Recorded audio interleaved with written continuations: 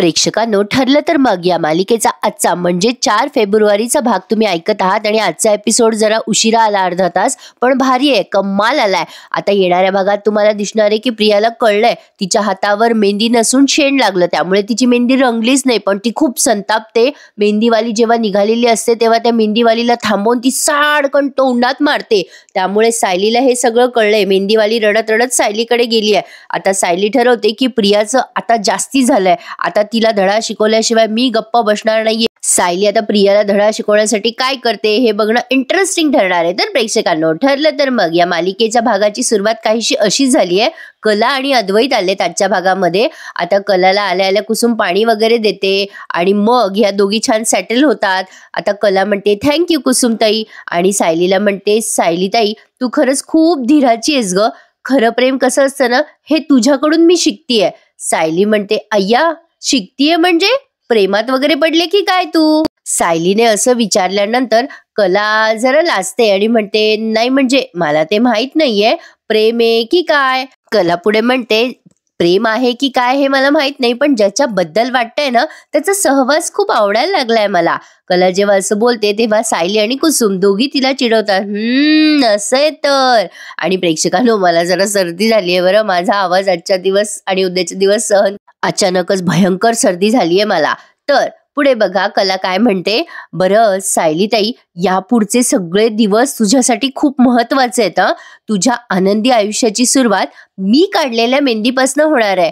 चला करूयात का मग सुरुवात? मग कुसुम म्हणते अरे हो चला ना.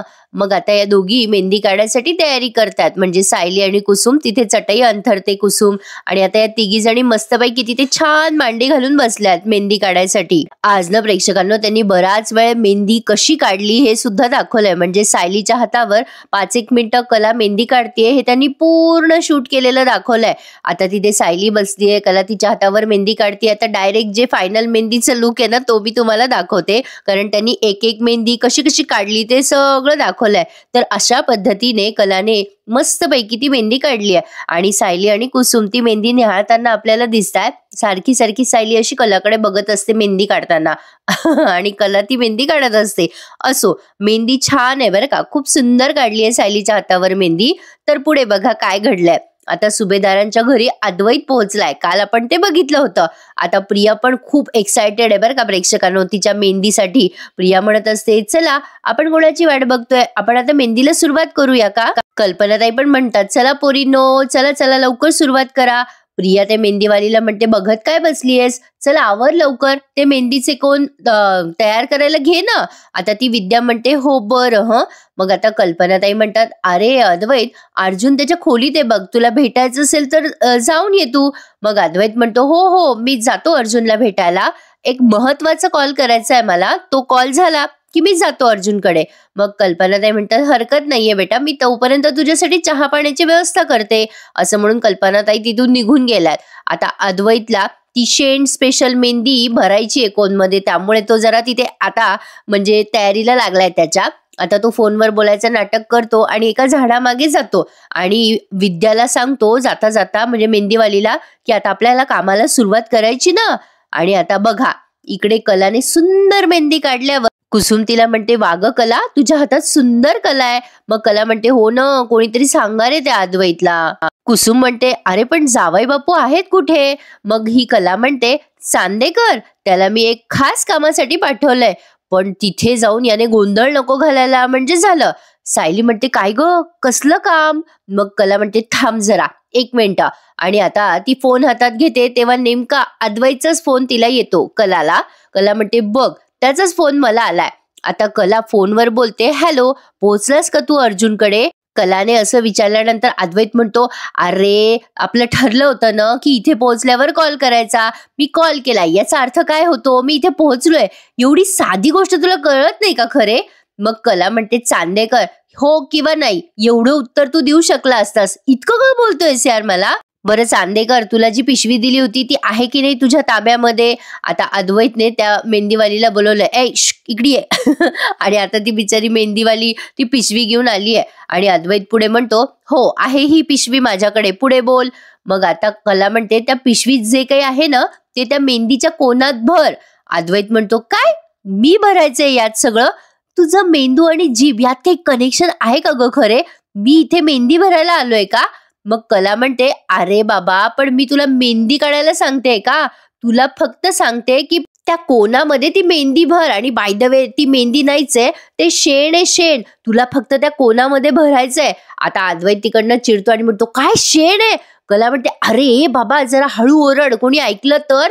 आता अद्वैत चिडतो आणि म्हणतो, तू वेडी आहेस का खरे? अरे ओरडू नको तर काय करू? तू सांगेल तसं मी ऐकत बसू का? खरे आपलं काय ठरलं होतं तू विसरतेस. आपलं एवढंच ठरलं होतं की अर्जुन डिस्टर्ब आहे आणि अर्जुनशी जाऊन मला बोलायचंय. तू सांगितल्याप्रमाणे मी ती बॅग इथे घेऊन आलोय मेहंदीची, आणि तू नवीन नवीन खेळ करतेस खरे.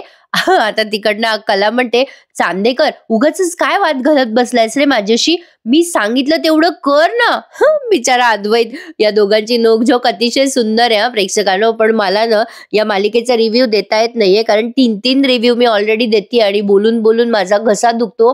चौथा रिव्ह्यू देण्याची ताकद माझ्यात उरतच नाही. त्यामुळे मी माझ्या मैत्रिणीला सांगितलं या मालिकेचा रिव्ह्यू द्यायला. LPचा रिव्ह्यू आपल्या दुसऱ्या चॅनलवर येतो, तर पुढे बघा. कला म्हणत असते, चांदेकर उगाच लहान मुलांसारखी मला तुझी समजूत घालायला लावू नकोस रे. सांगते तेवढं कर ना. अद्वैतला खरं तर करायची इच्छा नाहीये, पण कला त्याला म्हणते, अरे बाबा आपण सायली अर्जुनला एकत्र आणण्यासाठी करतोय ना आपण हे सगळं, चांदेकर लक्षात ठेव.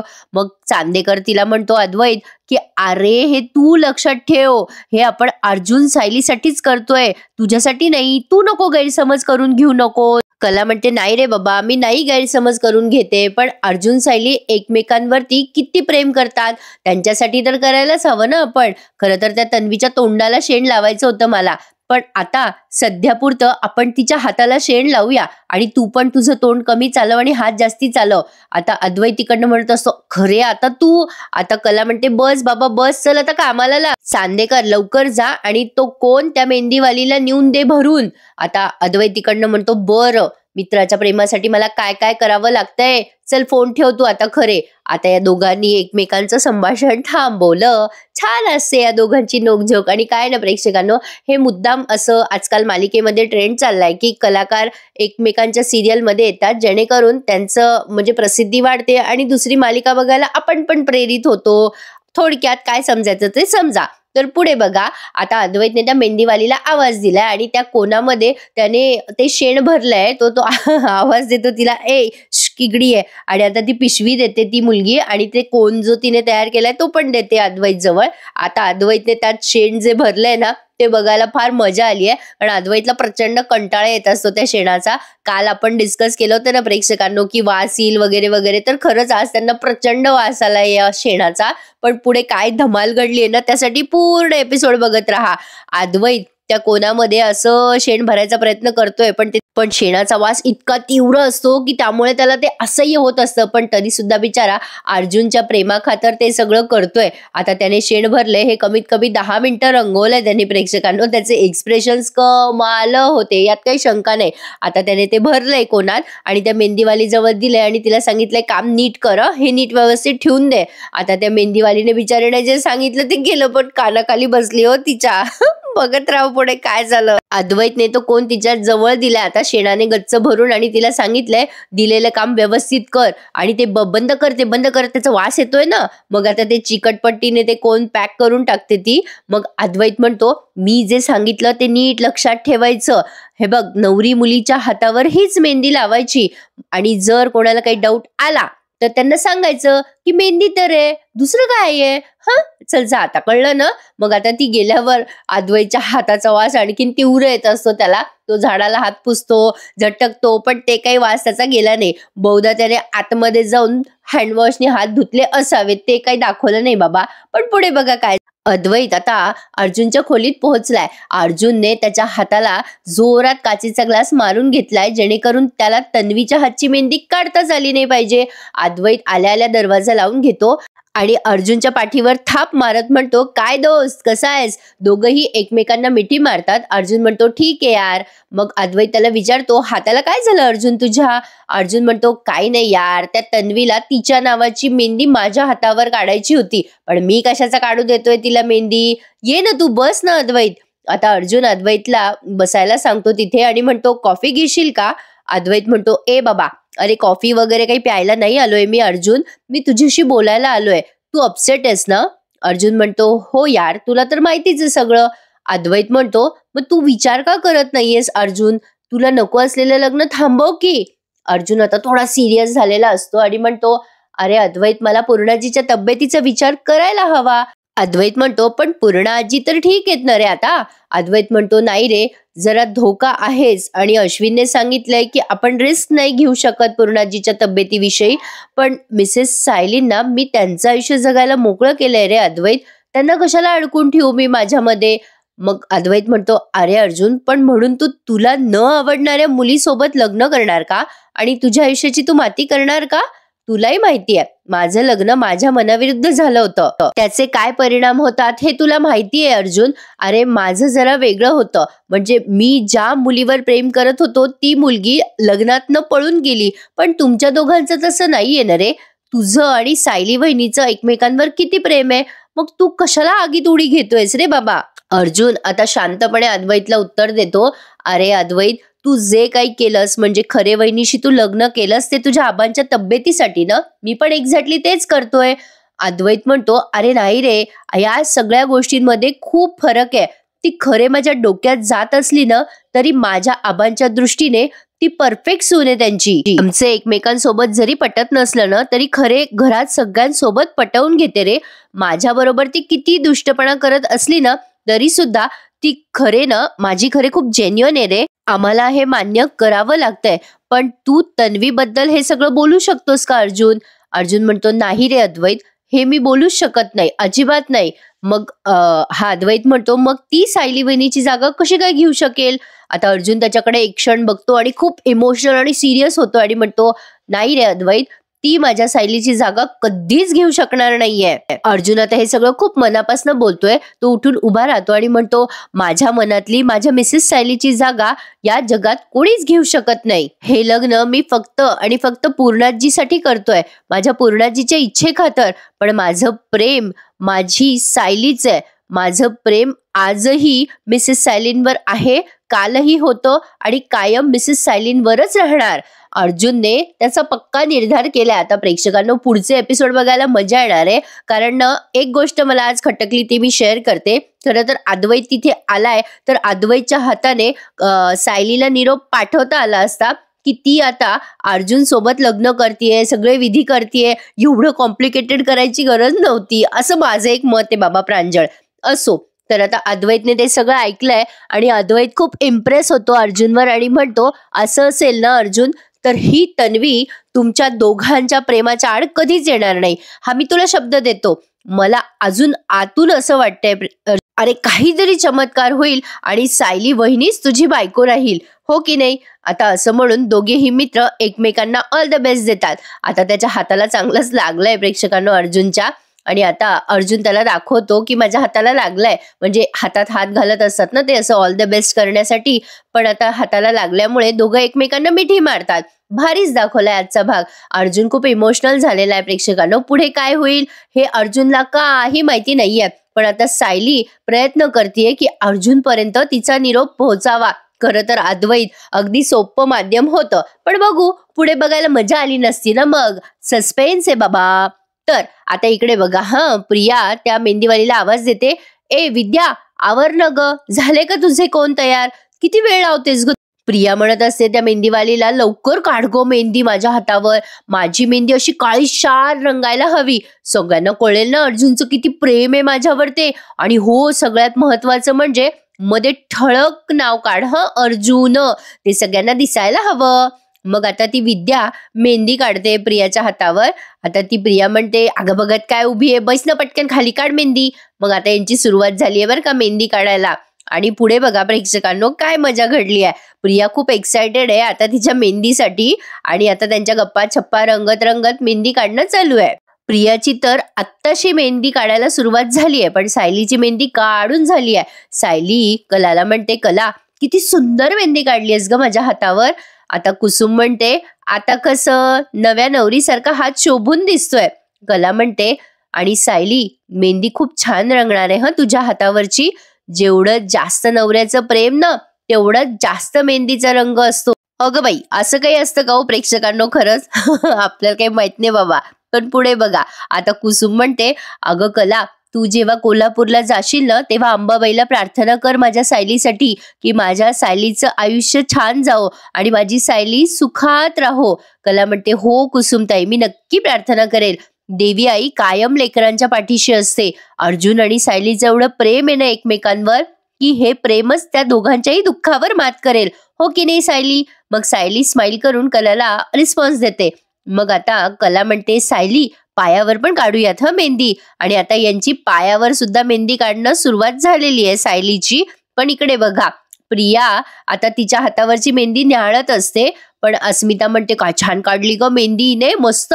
पूर्णाजी म्हणतात, "वा वा वा, नाव काढलंय ना अर्जुनचं, छान काढलं हं बाई, शुभ असतं बरं का ते. हे मस्त गार्डन मध्ये बसलेत बरं का." आता प्रियाला ना त्या शेणाचा वास येत असतो.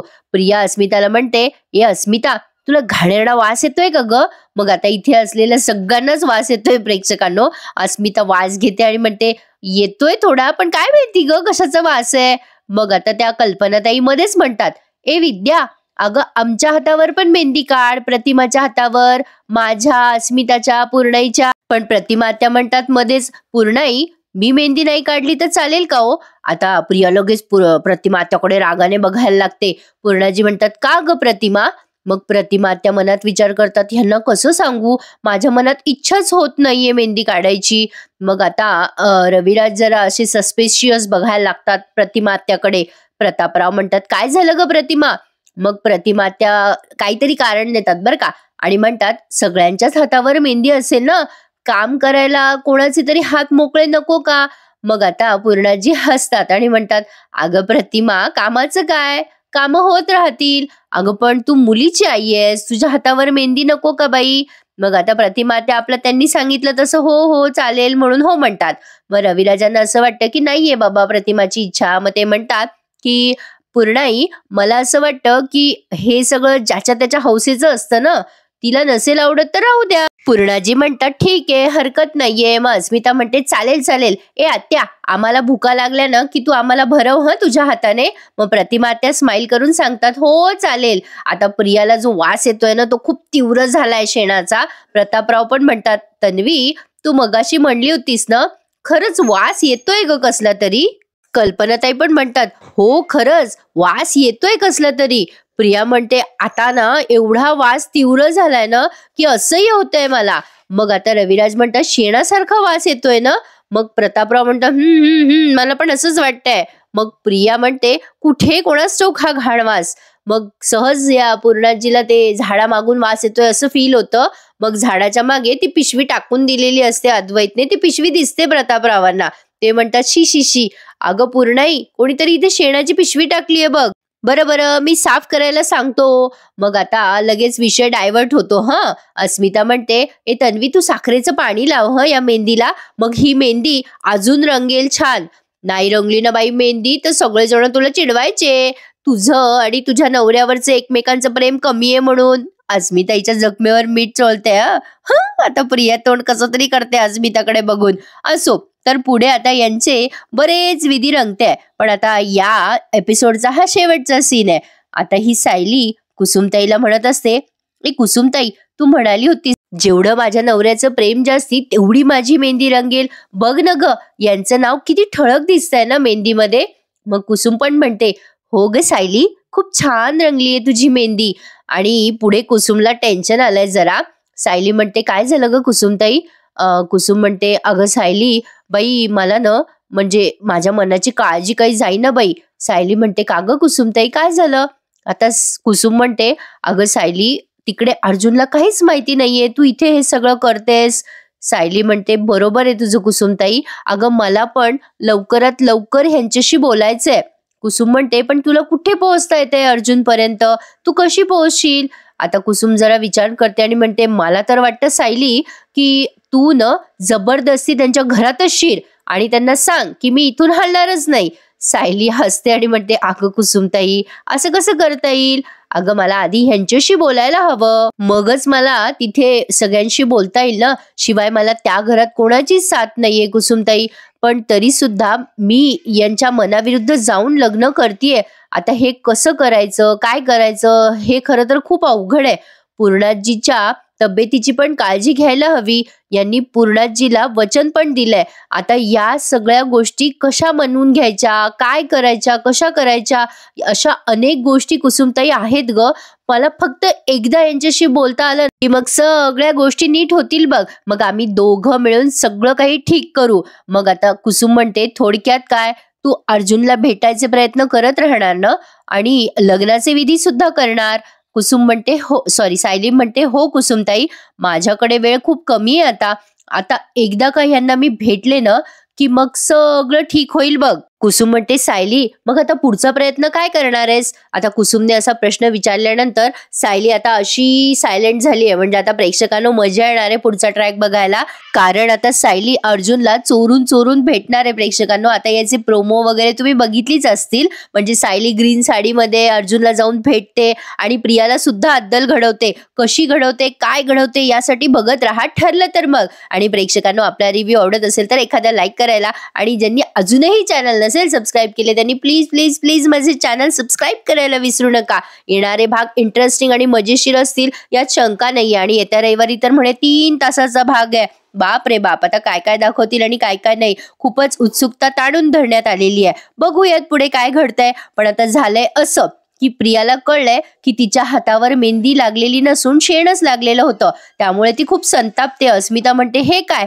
तुझी मेहंदी तर रंगलीच नाही. आता पूर्णाजी, कल्पनाताई सगळ्यांना बाई नवलच वाटतंय, असं कसं झालं. पण प्रियाच्या ते लक्षात येतं की हा सायलीचाच प्लॅन असावा. म्हणून प्रिया आता त्या विद्याला थांबवते. रविराजांनी तिला ऑलमोस्ट पैसे दिलेले असतात आणि ती मेहंदीवाली, म्हणजे तिचं नाव विद्या आहे, आता ती विद्या निघालेली असते. पण प्रिया तिला लांबूनच थांब असं म्हणते आणि तरा तरा तरा तिच्या जवळ येते आणि साडकन तिच्या कानाखाली मारते. आता ही विद्या रडत रडत गेलीये सायलीकडे. त्यामुळे सायली चिडते आणि म्हणते, आता प्रियाचं जरा जास्तीच वाढलंय, तिला ना आता अद्दल घडवल्याशिवाय मी गप्प बसणार नाहीये. सायली म्हणत असते, मी आता त्या प्रियाच्या पापाचा घडा फोडणार आहे. मी शांत होते तोवर तिचं हे वागणं खपवून घेतलं, पण आता ना मी तिला माझ्यावरचं ठरूच देणार नाहीये कुसुमताई. प्रेक्षकांना सायली आता प्रियाला कुठली अद्दल घडवते ना ते बघणं औत्सुक्याचं आहे, मजेशीर ठरणार आहे. त्यासाठी बघत राहा. ठरलं तर मग. छान वाटलं की नाही आजचा एपिसोड. आणि आजचा एपिसोड ना अर्धा तास लेट आला म्हणून उशीर झाला, पण आजचा एपिसोड छानच होता. तर भेटूयात उद्या सकाळी पुन्हा एकदा नवीन रिव्ह्यू सहित. तोपर्यंत चॅनल सबस्क्राईब करा आणि सगळे रिव्ह्यूज एन्जॉय करा. धन्यवाद.